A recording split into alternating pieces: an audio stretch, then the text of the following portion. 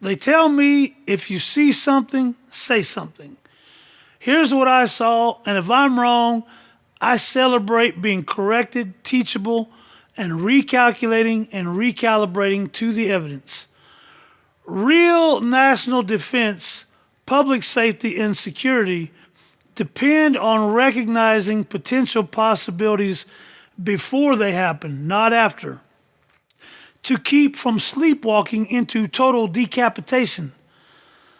The United States Capitol, fully loaded, like on a State of the Union or January 6th, is the #1 terrorist target in the world. In our binary system of progressive Democrats versus regressive Republicans, the anti-government, white supremacist, domestic terrorist, right-wing gangs are the #1 organized criminal threat we face. Let's just compare the two most dangerous terror attacks since Pearl Harbor, 9/11 and January 6th, both of which happened on Republican watch.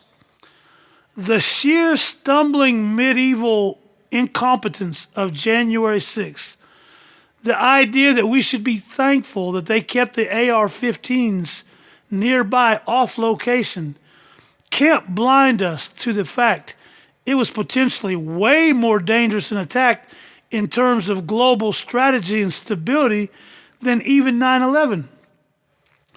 9/11 was an alleged external attack. And I say alleged since key information between the Bush and bin Laden families' mutual business partnership for decades was fully redacted from the final report. January 6th, on the other hand, was done internally by our own neighbors as the most divisive attack in a century. Republicans are not only unwilling or unable to protect America, but at this point, they are openly acting as America's greatest threat. Every January 6th certification day, just like the State of the Union, is America's most precarious day on a safe day, because basically our entire Congress are all at the Capitol at the same time. The hierarchy and distribution of power and chains of command for America absolutely depend on this central nucleus. This, not the building, is why it's the #1 terrorist target in the world. An energy failure to security systems, even for a few seconds, could be catastrophic. An untimely earthquake at that exact time and proximity would crumble the world's superpower in one moment. On January 6, 2021, however you legally classify it, that entire nucleus of our government was under attack, trapped inside the Capitol, bomb screening completely breached. Our taxpayer-funded trillions of dollars, state-of-the-art nuclear World War III, satellite global defense protection systems, and the world's greatest military was completely outmaneuvered and circumvented, not with a nuclear weapon or submarines, but with clubs, hockey sticks, and bear spray. Any adversary, foreign or domestic terror anti-government gangs, could simply walk in with state-of-the-art demolitions in backpacks and totally decapitate America.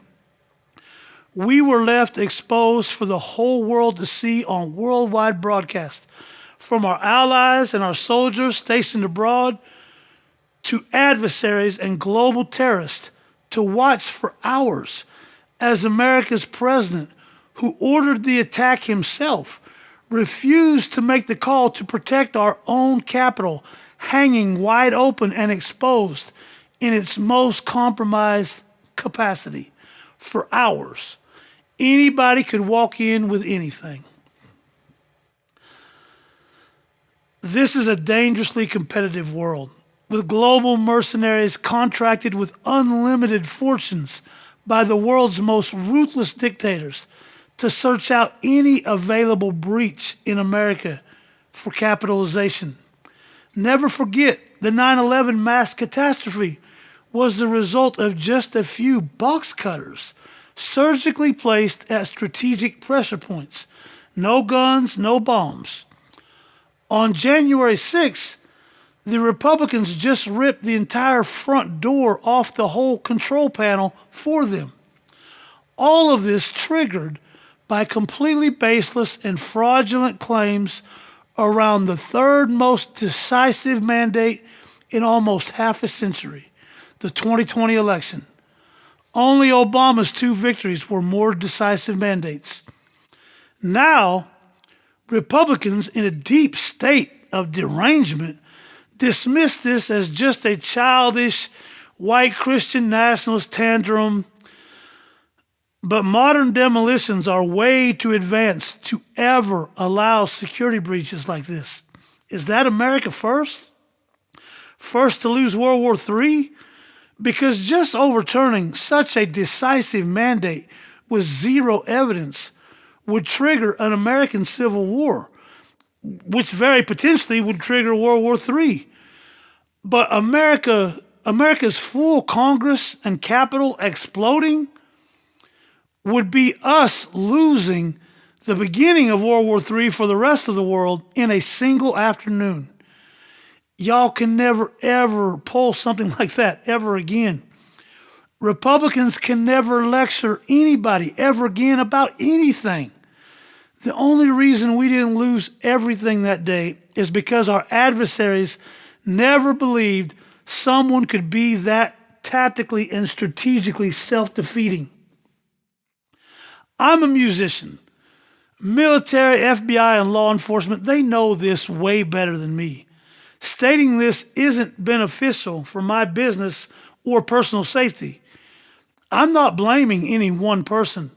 It's a conspiracy of a culture of collective narcissism.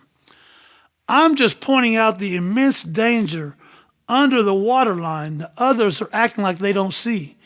We do know for sure Republicans can never lecture anyone on national security or terror attacks ever again. January 6th was also, by definition, far more a terror attack than even 9/11. Not to undercut the obvious horror and tragedy of 9/11, that tragic dark day is a tremendous reminder of how a couple of box cutters, no bombs or no guns, surgically and strategically placed at security pressure points can cause such mayhem. It's a reminder of how important security is, like the bomb screening at the Capitol. But a terror attack isn't about total body count or property damage. It's a violent, forced disruption of systems to advance a political or ideological agenda. 9/11 could possibly be argued more as like a aerovehicular mass murder than an actual terror attack, because what was the explicit or specific political message of 9/11?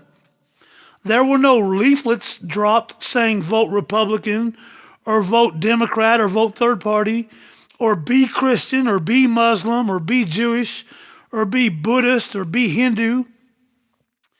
I'd argue 9/11 was more a fossil fuel hostile corporate takeover act of war than a political terror attack. It was carried out by hired mercenaries. A mercenary does not care about politics, ideology, or nationalism. He only cares about job for hire. 9/11 wasn't far left Canada, Norway, or Sweden versus far right Russia, Saudi Arabia, or Bush Republicans. If anything was political about 9/11, it was two right-wing, religiously radicalized capitalistic enterprises having a civil war. Just because they hired brown-skinned middlemen as the foot soldiers to carry it out doesn't somehow make it progressive or left-wing.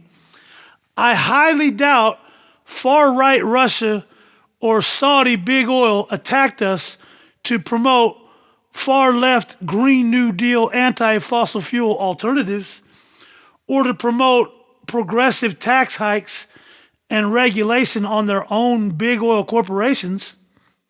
You tell me, what was the specific political statement of 9/11? We just called it terrorism since it was non-white, non-Christians supposedly at the controls. Our attention and resources all shifted focus towards Islamic terror, and we fell asleep for decades on the American anti-government domestic terror gangs building up into sleeper cells with combat-style weapons of mass destruction and murder right here in far-right America. On the other hand, January 6th is exactly violence for a specific political purpose of installing a tyrannical government against the will of we the people. But because it's white Christians doing it, we aren't labeling it properly as terrorism, much less dealing with the racial and religious supremacist psychology of collective narcissism that's enabling all of this in the first place.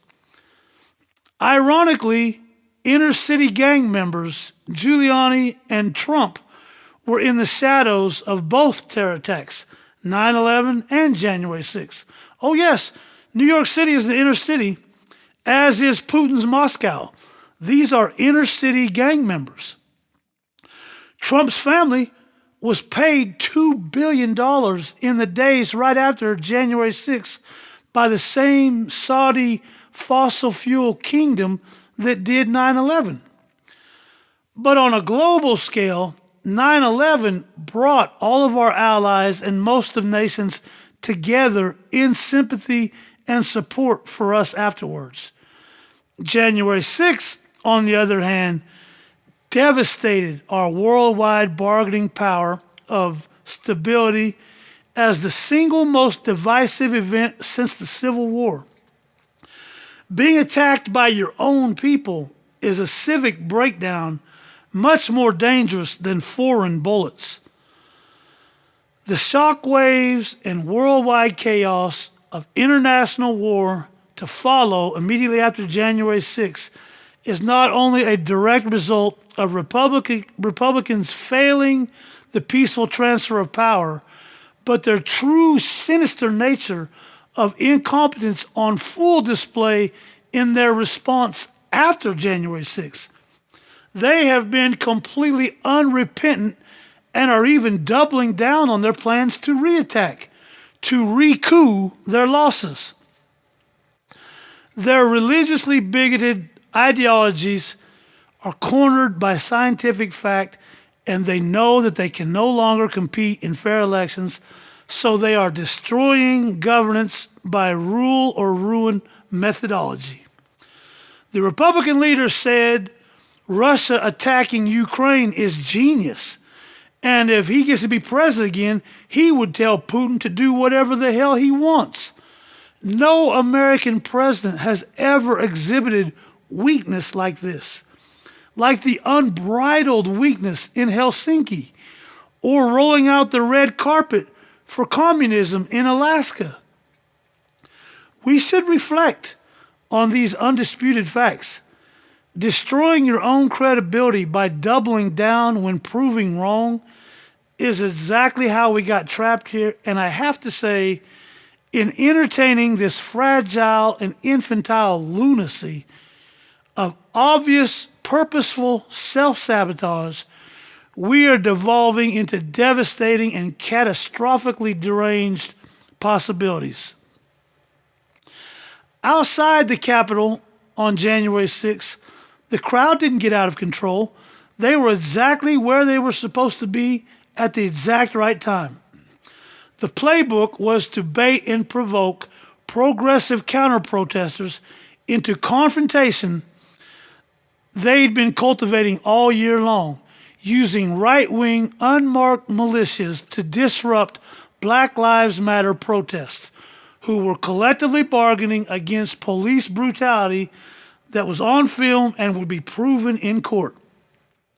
These right-wing gangs disgracefully used Antifa, the revered icon of World War II anti-fascist patriotic mascot for United States soldiers fighting fascism abroad, as a false flag planted in media reports attempting to shift and project blame for the violent disruptions onto the anti-fascist progressives.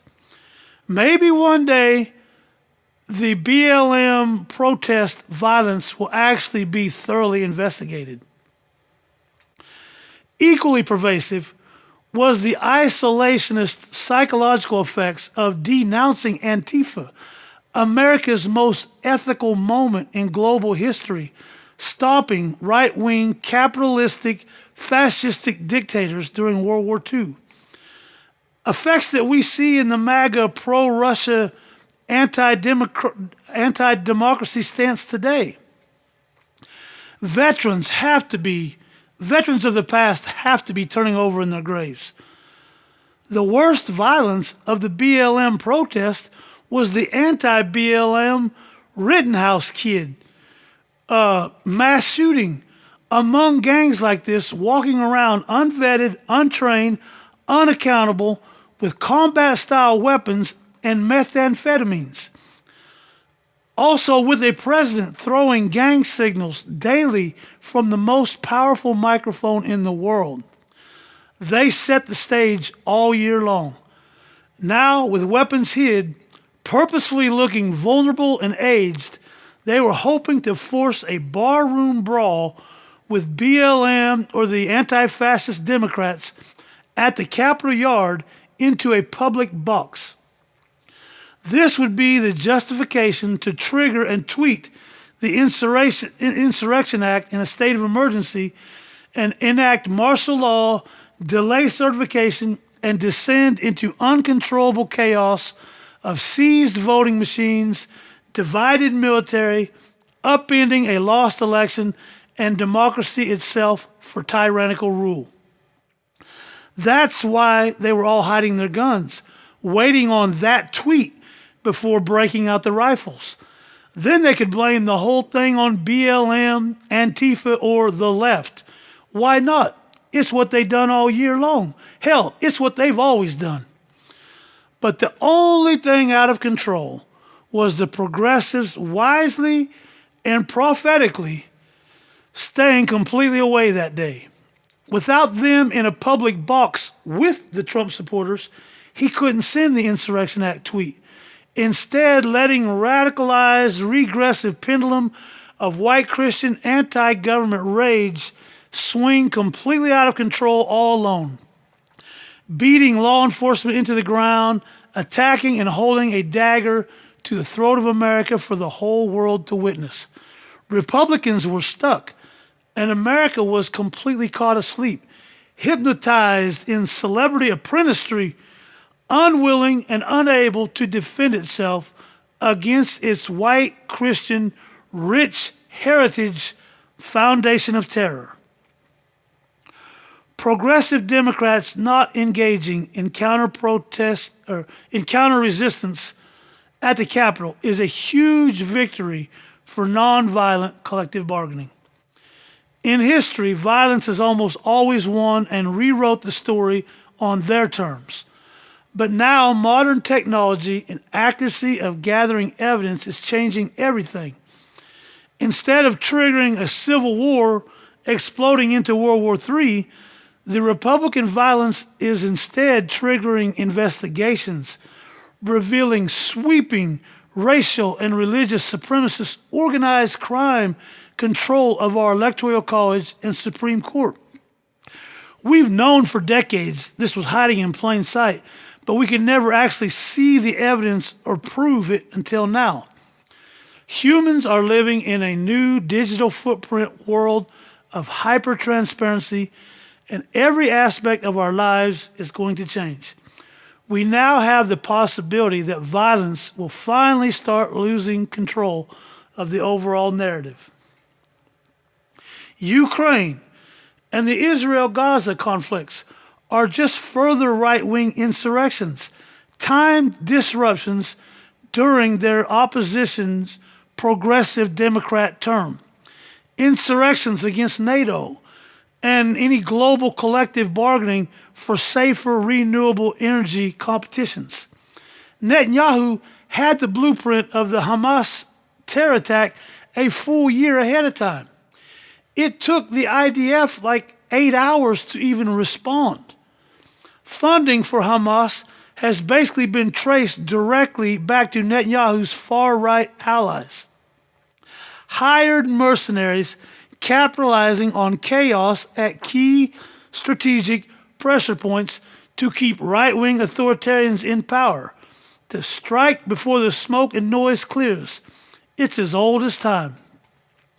From 9/11, economic meltdowns, government shutdowns, January 6th, Republican attacks during Republican administration, plots to kidnap or kill governors, attempting to run VP candidate Harris, her bus off the Texas highway, the Pelosi attack, the Trump alleged assassination attempts, all Republican-oriented attacks that they blame on Democrats. After the alleged Trump assassination attempt, President Biden immediately called for an independent investigation that day. Almost practically that day, Trump's own vice president falsely accused President Biden of being responsible with zero information. And I say alleged assassination attempt because the people that were actually shot in Butler, Pennsylvania, never got the proper investigation they deserved. So it's all alleged on that deal. Members of the deep state of derangement laugh off the stochastic terrorism and dismiss the undisputed dangers of January 6th just because of their sheer incompetence. Behind the scenes, there's something important a lot of people didn't even see. This January 3rd Department of Justice meeting with the president is an ultimate pivot point. After Republicans failed in court with evidence they themselves under oath admitted no sane person could possibly believe, Trump then threatened to replace the acting Attorney General of the DOJ with a completely unqualified person, his would-be third Attorney General that week, to enable his fake electorate's fraudulent scam. The rest of the DOJ all threatened to quit if Trump does this. Here is the only time Trump got scared of accountability, flinched, and backed down, accidentally doing the right thing for the first time ever in his life, not out of sudden ethical clarity, but only because in his automatic reflex to sacrifice someone weaker, there wasn't a Pence around to hang this one on.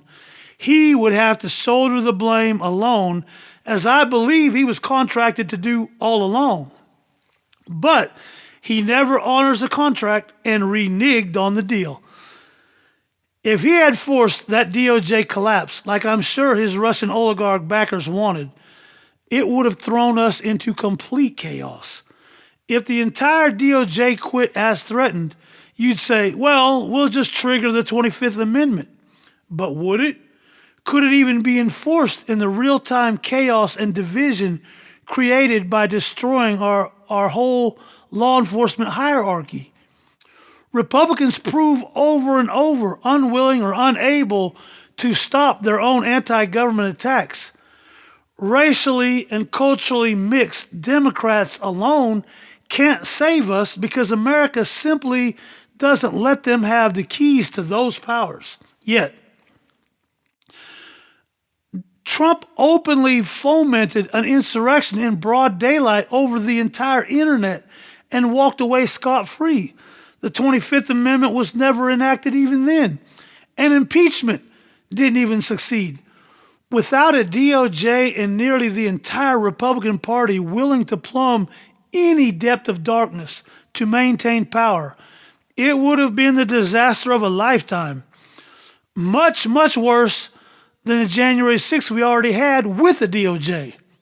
There wouldn't even be a DOJ now to even investigate all this information that's come out about fake rigged Republican electoral college electorates, Supreme Court conflicts of interest. The good news is none of this would have even been known if January 6th violence hadn't triggered these investigations.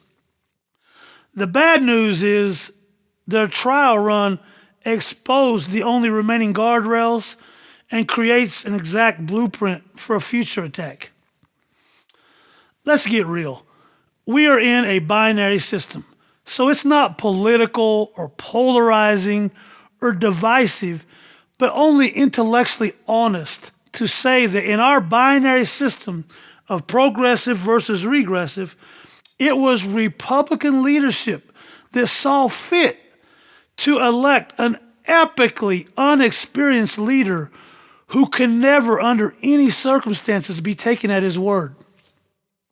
Saw fit to reject a free and fair election they had recounted several times and lost by almost 7 million votes. Democrats conceded elections they have won by 3 million votes, never once promoted specific violence. Republican leadership saw fit to spread massive election results fraud, knowing that voter fraud has never even reached close to 1% anywhere. Republican leadership knows the Electoral College is heavily gerrymandered in their favor. This is mathematically proven in that Republicans at minus 3 million votes in 2016 produced practically the exact same inverted Electoral College score as Democrats at plus 7 million in 2020. That's a 10 million point spread handicap in Republican favor. Saw fit to assemble the largest organized crime event in history with sweeping multi-state fake electoral conspiracy involving huge swaths of the Republican Party complicit in the whole operation, all to be ultimately traced back to the singular human empty shell company identity known as Donald Trump, their newfound disposable decoy CEO to take the fall, funnel and shield a whole political party's fraudulent conspiracy single-handedly and do thousands of years worth of penalties alone in his 80s under luxurious Mar-a-Lago house arrest. The world seems hypnotized in endless litigation by their infantile defense of the world's most prolific serial liar and fraudster doesn't believe he did anything wrong. Centuries of superstitious swindling, legal coddling, and convergence of willful ignorance has Republicans juggling hand grenades thinking it's lollipops. Saw fit to summon and unleash an angry mob on our own Capitol.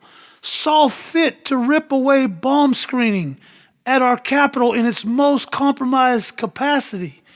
Republican leadership saw fit to order an assassination hit over World Wide Web on their own second command, the vice president, while Republican leadership's thugs saw fit to beat our own law enforcement into the ground with primitive weapons, a desperately thin line of heroes, the Capitol Police, who performed the real Save America Act, protecting the whole world from Republican leadership.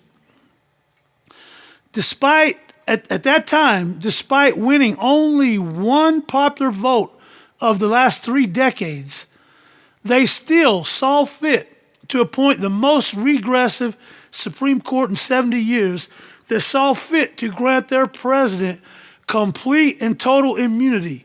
Immunity and impunity Republicans require and Democrats denounce. With this ruling, Republicans not only confess that they can never be trusted to do the ethical thing, they have to have immunity, but more crucially, proves they absolutely trust Democrats' ethical superiority to not weaponize this tyrannical power right back on them.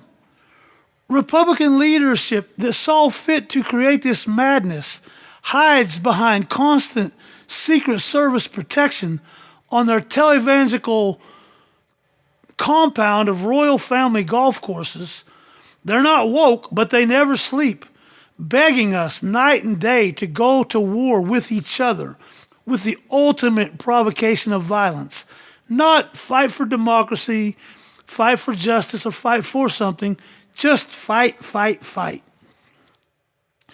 Please believe the Republican Party as it campaigns on taking a wrecking ball and a blowtorch to the American government. Who does that? Tyrants, wanting to destroy hard-earned and long-fought-for worker and consumers' rights and protections of collective bargaining. Burning it all down benefits the tyrant as it divides and destabilizes working middle-class ability to fight back. Republicans' last two administrations have created the two biggest financial meltdowns since the Great Depression, while overseeing the two worst terror attacks on our own soil since Pearl Harbor. Meltdowns Democrats somehow have to rebuild while overcoming obnoxious shutdowns and dangerous obstruction. Their constant threats to shut down the government is legislative and fiscal terrorism. Even as Democrats save America from them at the 11th hour every time, just the chaos of unpredictable uncertainty costs the nation infinitely. They've weaponized extreme religious and racial exploitations as the greatest dividers in a new world of accelerated global progress and diverse possibilities. Somehow, in 2026, only one out of over 50 Republican senators is not so-called white. Somehow, around 4 out of over 200 House representatives is not so-called white. That's over 98% one race. Not 60, 70, 80, but very upper 90s. It sounds impossible. But since 1989, over 51 million jobs have been created in America. Over 50 by Democrats, only 1 million jobs created by Republicans.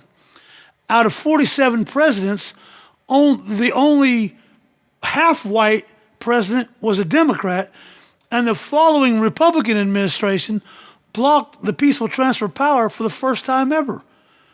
The Trump administration racked up 25% of America's total debt in almost 250-year history in just one 4-year term.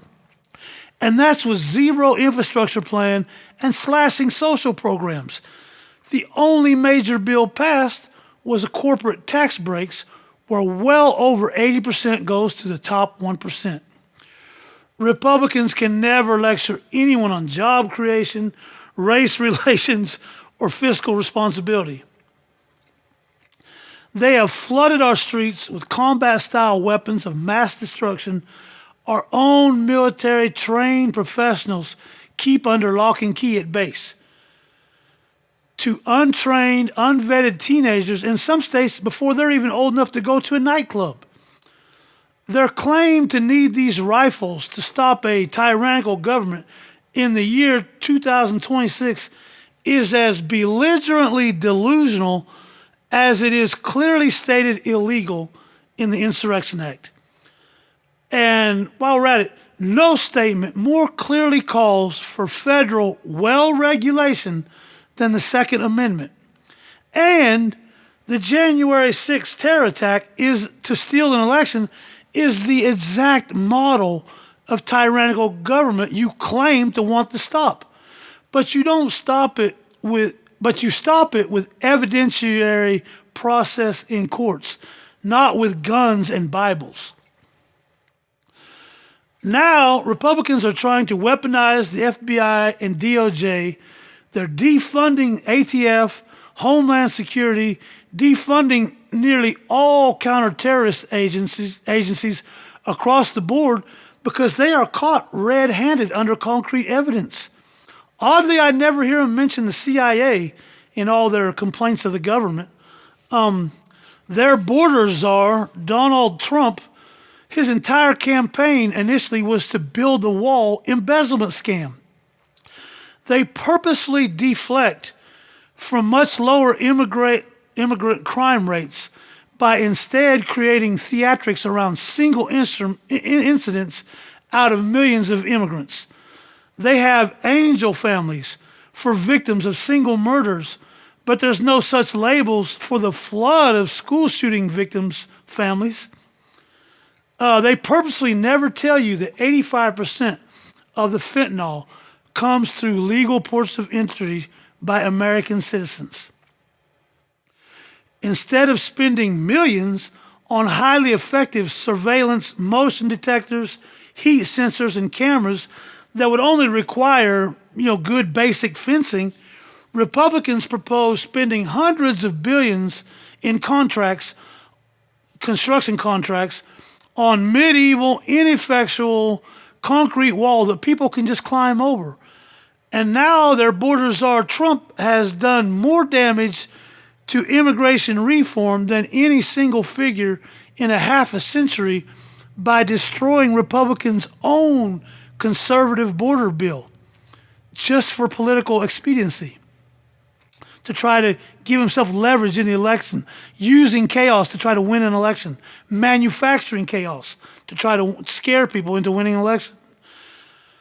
Mass deportations of our essential, cheap labor force will cause America's economy to grind to an immediate halt as inflation skyrockets and infrastructure crumbles to the ground. Republicans are an unmitigated disaster on immigration. Republicans invited the worst actors of the world here during the Biden era with their dangerous and blatantly false claim the border is wide open on constant media refrain to a whole world who probably doesn't realize that they lie about every single thing. It's all designed to jam up the border. They are purposely orchestrating as much traffic, chaos, and fear on the border as possible, because they simply cannot produce ideas of believable policy to we the people. It's a completely bankrupt enterprise in every sense. Now they're reduced to promising not to keep their own Project 25 campaign promises. The Project 25 architects, Heritage Foundation, evangelical white supremacist elite have dictated every Republican president, senator, and every one of their Supreme Court justices in at least the last 4 decades. Their lawyers overturned the 2000 election. If Trump is their squeaky clean frontman they sell to the public, just imagine the monsters behind the curtain. They can never lecture anyone on border security, national security, or inflation. Never. The reality is we are so systematically accepting to immunity and impunity to white Christians that they just steal whatever they want. Who is really in a position to stop them?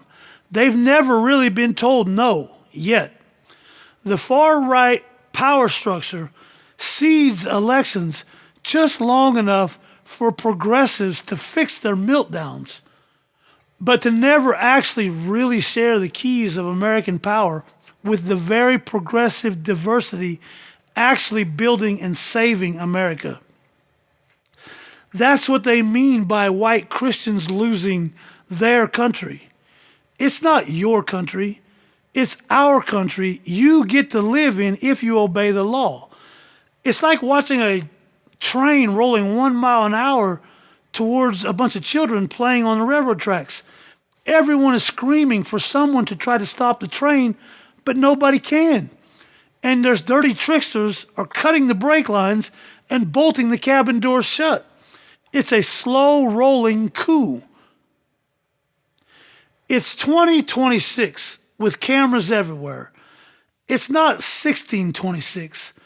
non-white, non-Christian equality in government is not going to result in terrified, isolated whites getting chained up and shipped off to African diamond mines. I'm pretty sure NATO will step in with the Geneva Convention if that starts happening.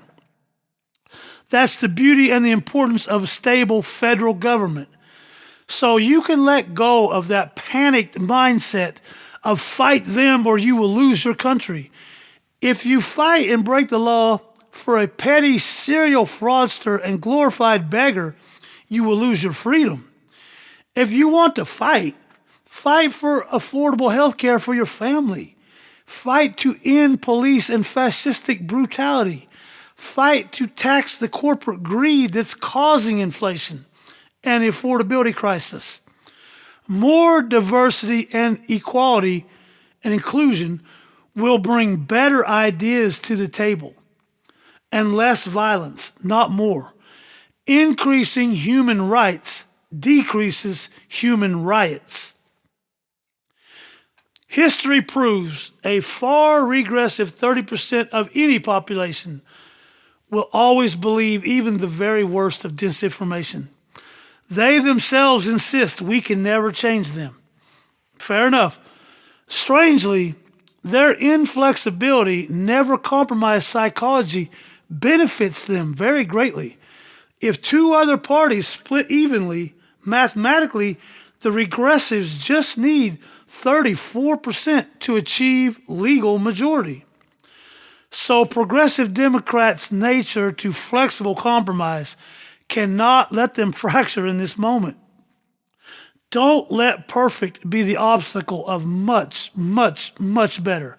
The stakes are too high, and we need all hands on deck support on every ballot for Democrat. Every ballot. But the president is the only one position with the levers to everything, even the power of pardon, executive privilege, and now complete immunity, which Republicans require and Democrats denounce. As president, you are lobbied constantly from every possible angle by the world's most ruthless and financially powerful assets and agents. Wars, hacks, terror attacks, digital and human viruses, all being endlessly pitched and offered to you as false flag operations to help you maintain supreme power through chaos, just in case you, as a U.S. president, are criminally in debt with more exposure rolling in by the day and or just absolutely lack any compunction whatsoever. So please, America, choose your presidents carefully. We cannot let Republican leadership sink us. The American majority isn't having a civil war. Republican leadership is having a civil war, and they're trying to take us all out with them. 100% of Democrats voted to release the Epstein-Trump-Putin files. The under 2% Republicans who voted to release the files committed the most hostile act ever against the party. Their words, not mine. How is this not game over? I have no idea, but we are definitely different. Progressives hold evidentiary advantage in courts, but regressives hold weapons advantage in the streets. In a binary choice, this is the easiest layup in the world to make and personally be on the correct side of history. Here's your place at the table, bigger than all of us individually. To give yourself, your children, and grandchildren all together the greatest renewable gift ever without spending more than the gas money to drive to the election polls.